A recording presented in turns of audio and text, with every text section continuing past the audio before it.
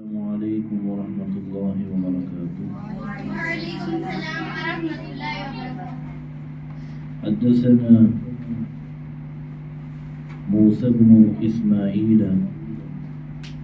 قال أخبرنا أبو عوانة قال حدثنا موسى بن أبي عائشة قال حدثنا سعيد بن جبير عن ابن عباس رضي الله تعالى عنهما في قوله تعالى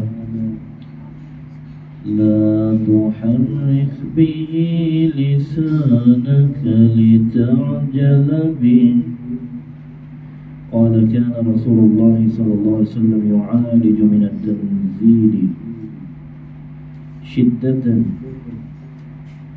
وكان مما يحرك شفتيه. فقال ابن عباس رضي الله عنهما فأنا أحركهما لك كما كان رسول الله صلى الله عليه وسلم يحركهما.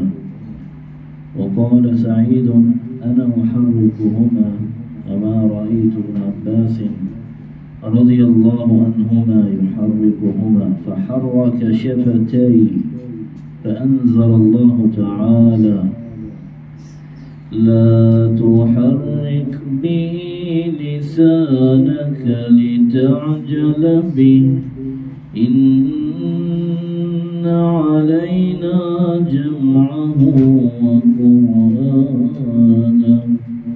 قال جمعه لك صدرك وتقرأه فإذا قرأناه فاتبع قرآنه.